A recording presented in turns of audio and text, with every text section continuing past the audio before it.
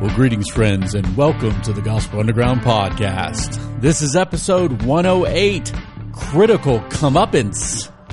That's a weird word, Jesse. Comeuppance. We are broadcasting live for us from the worldwide headquarters here in Blacksburg, Virginia.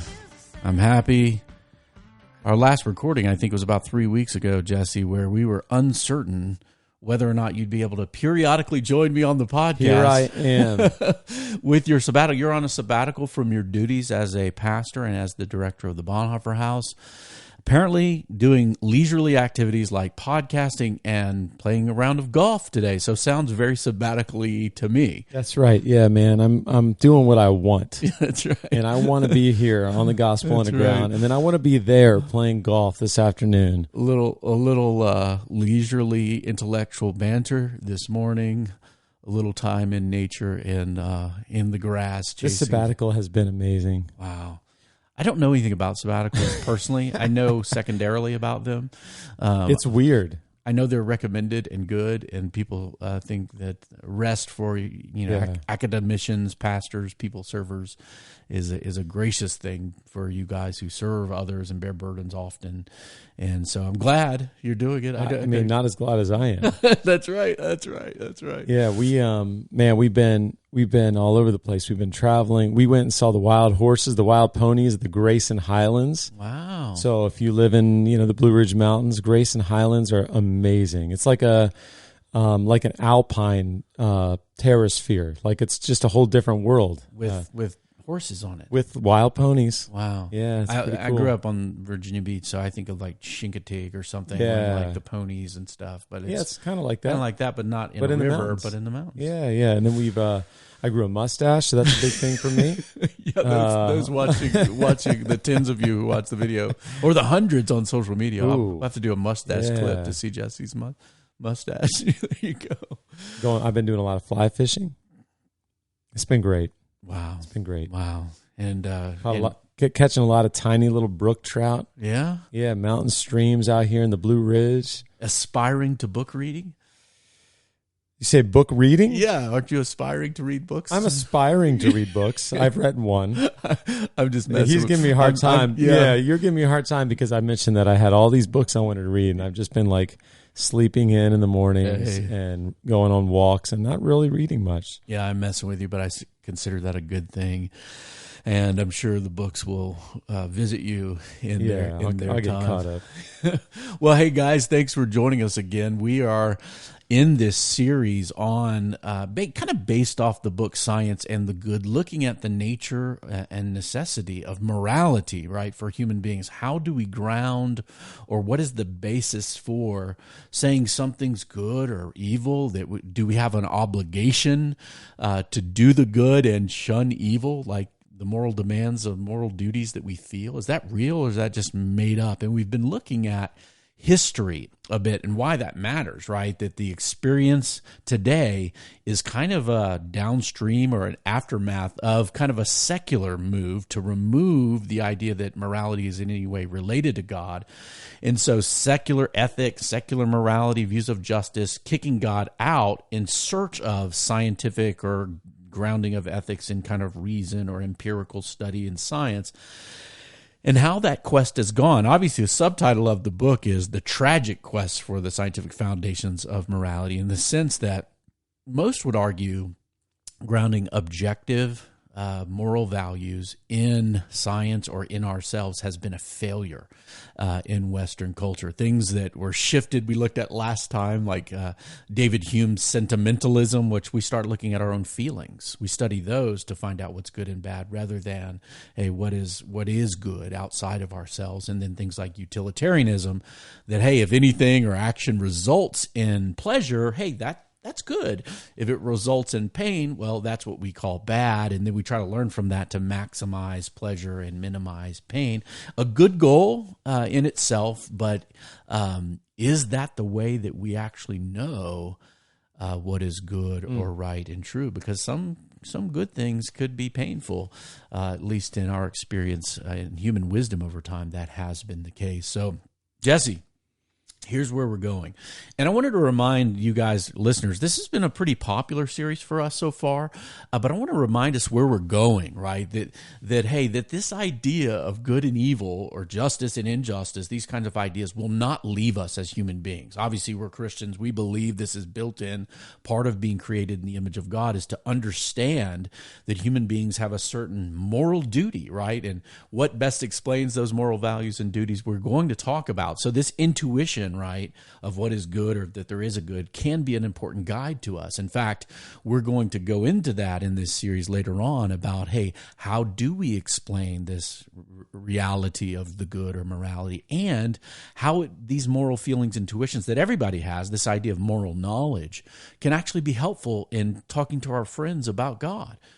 Talking to our friends about Jesus. I know my daughter, Kayla, at college, she's had great success talking to people of other faiths or no faiths about God through this moral intuition. So we're going to talk about that. So get very practical towards the end. But today, Jesse, we're looking at some near-term history.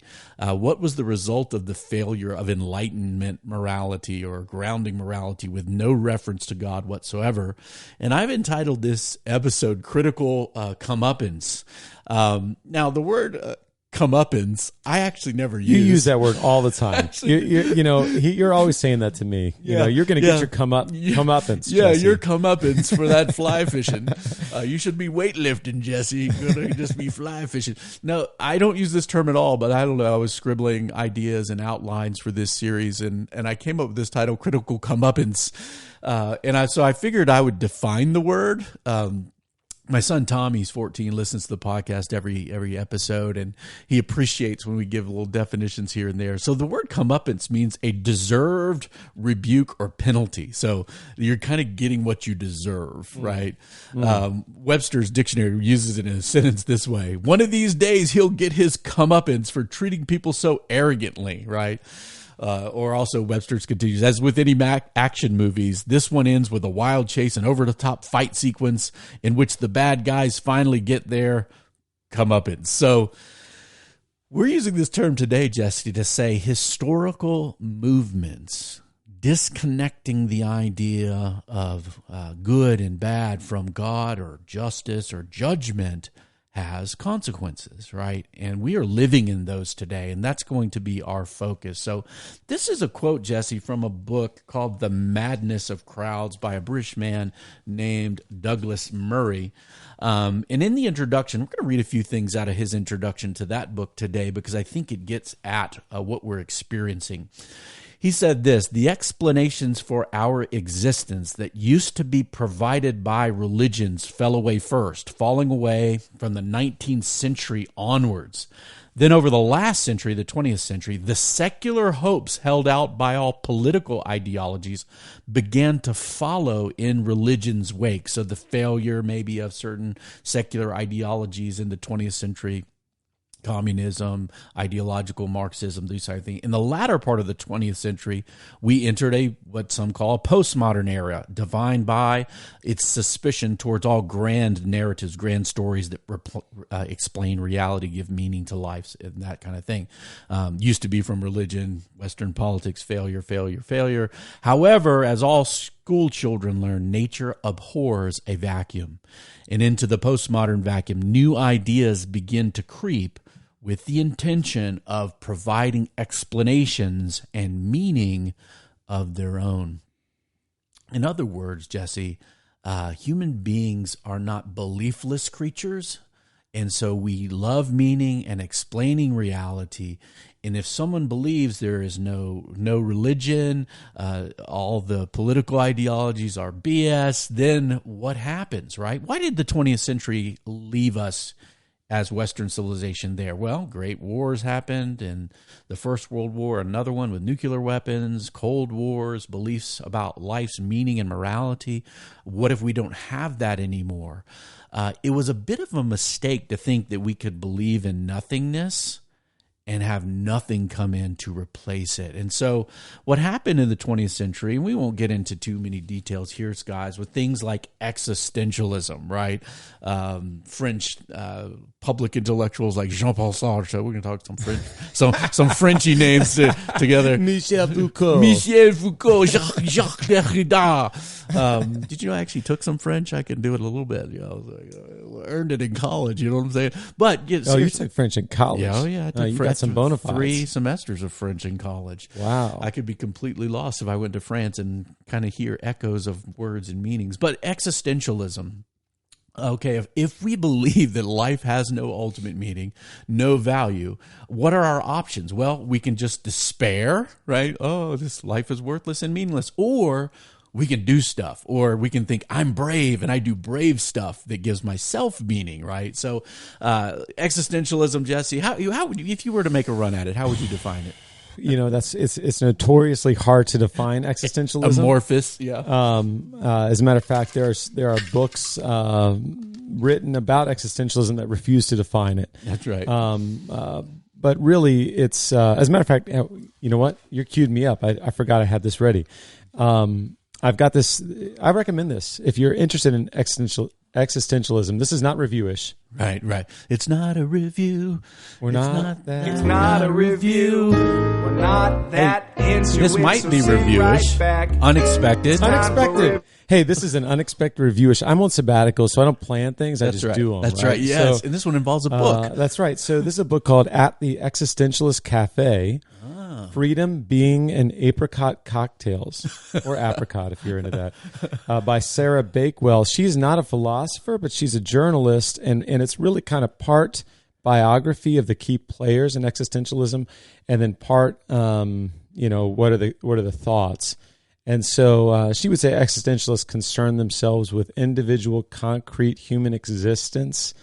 You have things about freedom, responsibility, anxiety, situation.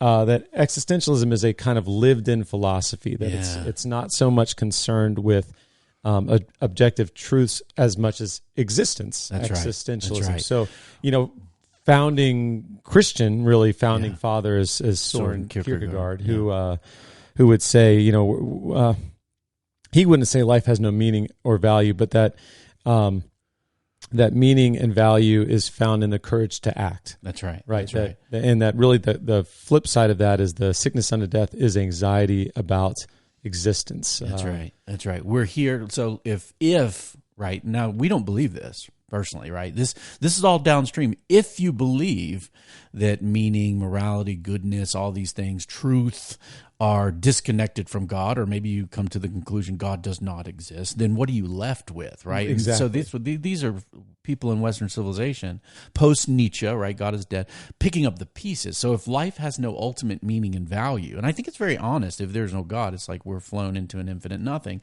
Well, we might as well make the most of it. Right. And instead of receiving tradition and meaning passed down, now we express and we question and we maybe deconstruct. Maybe you like apricot cocktails. Maybe you like smoking barbecue meat.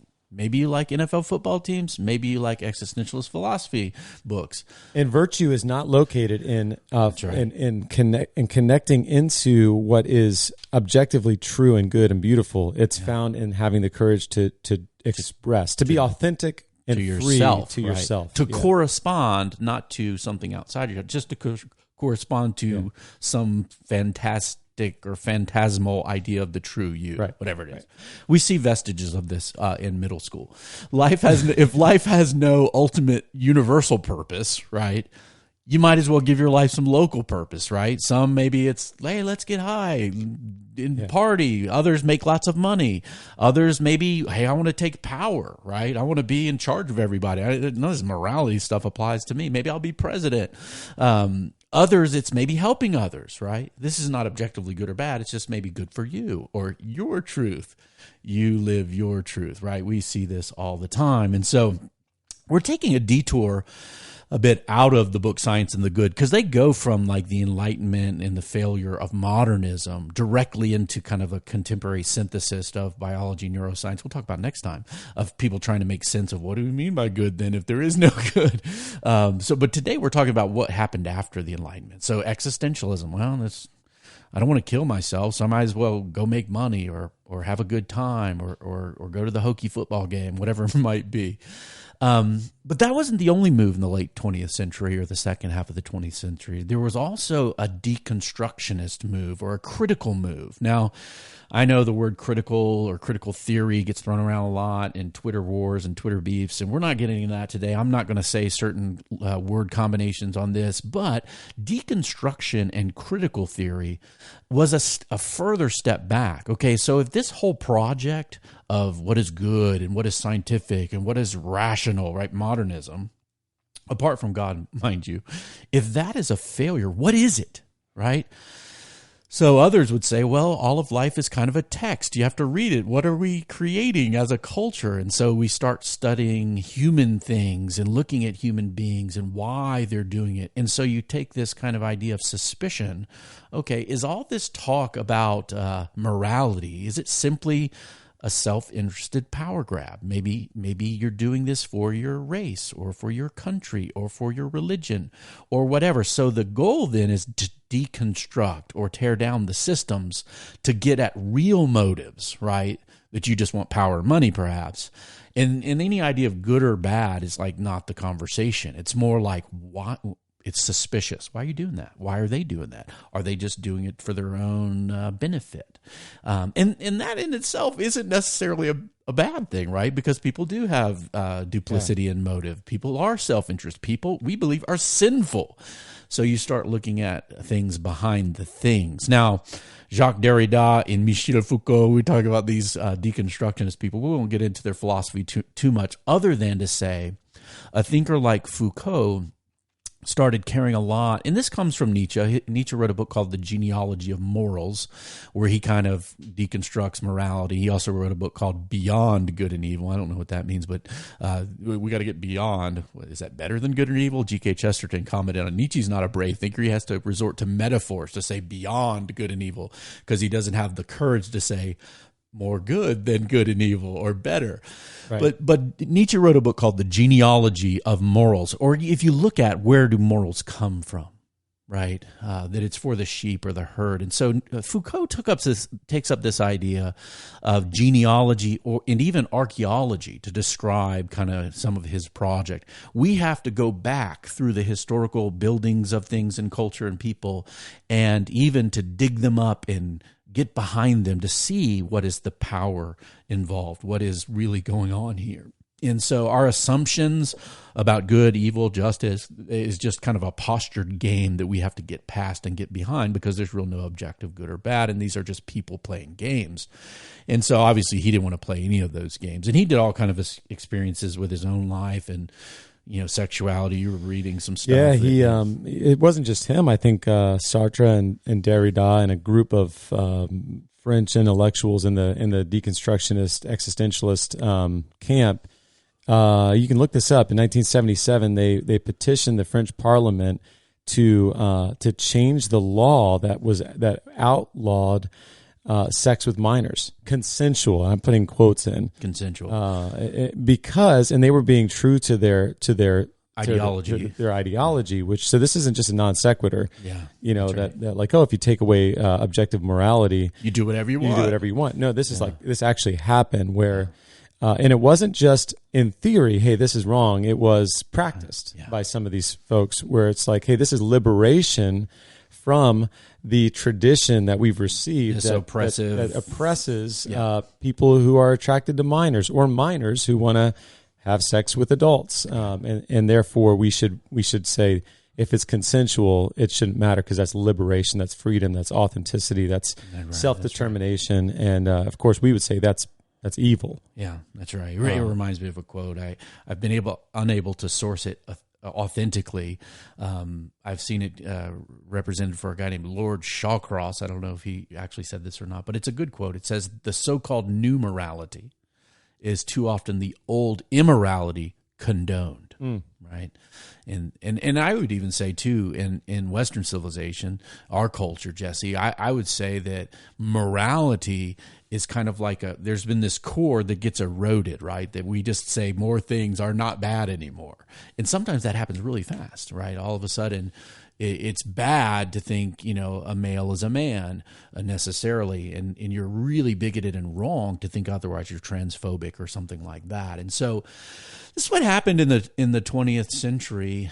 Existentialism, if there is no meaning, we just try to make it, fake it till you make it, maybe, or just radical deconstructive ideas, either looking for what's behind these claims of truth or morality or power to expose things, right? And that kind of criticism of the tearing down, I think, comes with our culture today. So what is left without God? Are the failures or after the failures of modernism or grounding objective morality? Because look, the modernists, the Enlightenment people, they wanted objective morality. They just didn't want it from God. They wanted to ground it in reason or themselves. What are we left with? And I think this is kind of the state of our culture today. And some of this, I even just taught in public school, because I know from my children, right, that they come home saying, hey, we're doing a unit on the first thing, cultural relativism. Right? Right and wrong depends on who you ask or what culture they are. Some cultures think this, some other cultures think that. Mind you, it's very hard to say what are the borders, where are the borderlands between cultures, right? And so if you're interested in cultural relativism, we did an episode 26, what's called How Wrongeth You Are, that was all about cultural relativism that Kayla, my oldest, when she was in, I think, 11th grade in her AP American History class, they were teaching cultural relativism. That, hey, these people think that, and these people think this. But that idea is unsustainable, right? Because obviously our current culture is really good at condemning other cultures, particularly the culture of our own past. Our right? past, yeah. Yeah, we want to look back and say, oh, look at these evil people, and now we're the enlightened good people. Look at all the wrong that's been done. We've arrived in ourselves, not let alone what people will say about this culture in 100 years. And so, let alone, how do you judge a culture if there's no standard to judge it by? Later in this series, we'll talk about C.S. Lewis's argument about morality. How do you call something crooked unless you have something that's straight? That's a good question. Morality, even in ideas like cultural relativism, emerge again because when you start judging other cultures, even though, we shouldn't judge anybody, people are doing it all the time. It's very easy to do in history rather than judging your neighbors, but now we're full out judging our neighbors. Why? So what's left without God? Cultural relativism, and then secondly, tribalism. Different versions or views of morality that are not shared, right, amongst people. Now, again, this is a quote from Murray's book in his introduction. I think it's quite prescient. I think it's very clear. I'm going to read a little bit of this introduction at length so that I think we look at what we face today. Like if you were to go out on social media today, no, Jesse, I know you won't do that. You're on sabbatical, going to play golf and rest. And social media. I wasn't on social media. That's anyway, right. You've man. already made good changes in your life. But if you're going into the Twitter beefs of the day, you're going to find some of this. And so Murray's introduction says this: we are going through a great crowd derangement in public and private, both online and offline. People are behaving in ways that are increasingly irrational, feverish, herd-like, and simply unpleasant. The daily news cycle is filled with the consequences, maybe the comeuppance. Yet while we see the symptoms everywhere, we do not see the causes. People in wealthy Western democracies today could not simply remain the first people in recorded history to have absolutely no explanation for what we are doing here and no story to give life purpose. Whatever else they lacked, the grand narratives of the past at least gave life meaning. The question of what exactly we're meant to do now, what is the purpose, right? Other than get rich and have whatever fun is on offer, was going to have to be answered by something.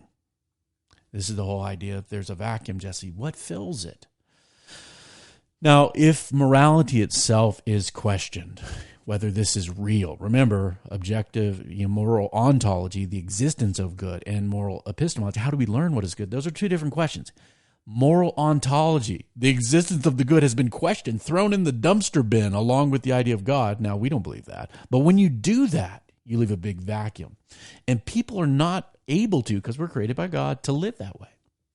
We create new religion. So he continues, the answer that has presented itself in recent years is to engage in new battles, ever fiercer campaigns, ever more niche demands. We define meaning by waging a constant war against anybody who seems to be on the wrong side of a question, now get this, which may itself just been reframed, and the answer to which has only been recently altered. All of a sudden, you're on the wrong side of history. What history? Well, what some academics at a liberal arts college decided 10 years ago. The unbelievable speed of this process has principally been caused by the fact that a handful of businesses in Silicon Valley, notably Google, Twitter, Facebook, now have the power not just to direct what most of the world know, think, and say, but they have a business model which has been accurately described as relying on, quote, finding customers ready to pay to modify someone else's behavior. See, that's really interesting to me because reading this quote along with you, it reminded me of Alistair McIntyre's After Virtue, in which he says, before we can figure out what we need to do, before we know what to do, we need to know which story we're a part of. That's right. In other words, we need to know the narrative. We really need to know, how do we fit? Where do I fit? What's my role? What's happening around me? Who's in charge? All those sorts of things. And in postmodernity, we've basically decided, well, I get to decide, right? I write my own story. Yeah, the individual even. But actually what Murray's saying here is, actually maybe it's Silicon Valley that's the one writing the story. Well, maybe there's lots of people who are attempting to write stories. We think it's our story. Yeah. But really what's happening is we're drinking the water. We're swimming in the water that's being shaped by the technocrats. And maybe Silicon we need to Valley. see through the power to what people are doing. Yeah, it's a massive, massive issue. But what he's getting at, and Jesse, here's the difference. Look, this is happening. We know it is, right? People who are in news bubbles and they're on algorithmically curated news feeds. Their outrage is conditioned. Their outrage is very similar to their own friends' ideological homes, right? People aren't talking to each other for real. They're just seeing stuff, reacting, blowing each other up. And then, the purpose itself is the war, right? War against whatever, the patriarchy or whatever it is, right? We have to tear it all down. We have to, and that becomes the new purpose, right? So here we have cultural and moral relativism in its simplistic forms, like whatever's true for you is true for you, right? In its sophisticated forms, like whatever is true for this culture, and there's whatever that means, right? This relativism has turned now to tribalism, worldviews that are designed to tear down and fight and demonize the enemy. Look, we now have a cultural moment where it's not only okay to demonize whoever your opponents are, it's almost expected. It's almost the way to win. You have to demonize them and you have to rip them to shreds. Is that good? Well, there is no good. Is it helpful to me to get what I want? This is where we're living, Jesse. This cultural, moral, relativistic culture that's been factionalized into warring communities is being fueled by, and this is what I'm adding to the fray, new self-righteous religion. New self-righteous religions. We did do a podcast on this a while back as well. Give me that whole new style secularized religion. So what are some of the religions we're seeing, Jesse? Well, certainly neo-nationalisms. You could even say certain views of big leader, own the people politics, racially motivated nationalisms, perhaps. And then what I call neo-racism, the fracturing of people, once again, on purpose by all of us, into racially or immutable trait tribes, where everyone who's of a certain group, it has these massive assumptions made about them, rather than seeing them as persons, right, and looking at people's character or their actual actions. We just see people as blobs of folk that are worthy of our disdain and deconstruction and tearing down, simply due to, now, race obviously has a long history in America, evil. Where do you judge that from? Hopefully objective morality. Why do you believe people are equal? Well, hopefully creating the image of God, right? Image of God theology needs to be brought back heavily, right, for the church, because if you have racist nationalists or neo-racist people who want to divide everyone and not see unity in the image of God, this is a massive theological problem. But we have a place, and this is why racist Christian history in America is so disgusting and gross and needs to be called what it is, because it's a contradiction to what should be their belief system, but it wasn't, because obviously other things were more important. But if we're going to come from a place where there is no image of God in humanity, there is no human nature even, there is no good objectively outside of what, cultures think or what their goals are, we are forever going to be lost in this warfare where we cannot. Now, so how does this idea of, hey, let's be nice, navigate our social worlds, let's achieve the social goals, how will that remain peaceable? It seems like there is really no chance of that taking place, unless, blessed are the peacemakers, for they shall be called children of God. Those who believe in good and justice should act good and justly in their fights for it. That's our goal, and to build something together in our time, right, that allows flourishing for human beings. And we're going to stand, Jesse, where we stand in the cultural moment in terms of what are human beings and what are men and women and these kinds of ideas. So this old be nice, let's try to just get along and navigate social goals is kind of getting threatened today. Yeah. I think you're right about that. And the idea of the comeuppance, this postmodern, existential, deconstructive worldview, ideology is a snake eating its own tail. It's unsustainable. That's right. And I've been thinking a lot about this pastorally and with the Bonhoeffer House as far as preparing families. You were thinking about that before your sabbatical. Before my sabbatical. That's right. Yeah. That's right. Yeah. So I've been thinking about much of my sabbatical. I'm messing with you. Yeah. Because you can't predict the future. It's hard to know this is unsustainable. What will come next? What will come next? Yeah. And of course we have some great tools. We have some great we get to fall back on the multicultural, transcultural, that's right, transhistoric vision of the church, the kingdom of God, that is every tribe, tongue, and nation, that is going to be every generation. That's right. Who has an actual common humanity vested with dignity because of its creation in our Creator. That's right. And so really preparing men to pastor churches that receive the vision of their identity as a kingdom outpost, as a multi-generational, multi-ethnic, multicultural representation of the kingdom, where Jesus is king and they bend the knee in allegiance to King Jesus is. I mean, this is a vision That's for right. whatever our cultural moment is. The other thing I'm thinking a lot about in response to this, and maybe we could pick up in the future, is the idea of localism, of neo-nationalism and neo-racism. Somewhat fall behind when I'm actually just with people in my neighborhood, right, when we're having block parties, when we're working towards serving on local governmental boards, or that's right. Anyway, so like kind of incarnational life with other human beings. That's right.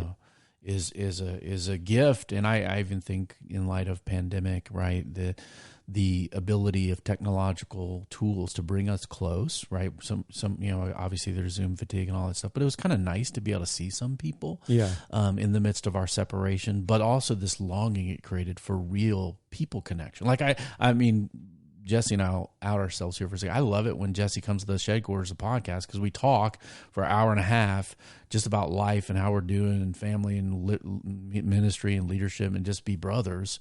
And then we're like, oh man, we got to record the podcast, right? Look, there are forces around us that we do not, we are objectors to. I was talking to my friend Leon Scrump not too long ago about a project we were trying to work on together, and realizing there are forces all about us that want us to give up certain convictions about life, the universe, justice, God, goodness. And it's not simply on one political spectrum or another, that there is a distinct reality that as those who submit to Jesus as Lord, we have a different playbook, we have a different reality, a different identity. And this is very important. This whole merger of nationalism with Christianity has never been the vision of the biblical witness and of Jesus Christ.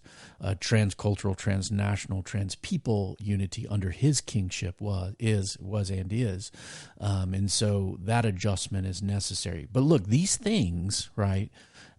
Culturally, we are downstream from history. It's very important. This quote by a Roman Catholic cardinal named Robert Serra, he's in Western African, and I believe he's in the country of Guinea. I saw this quote on Twitter, Jesse.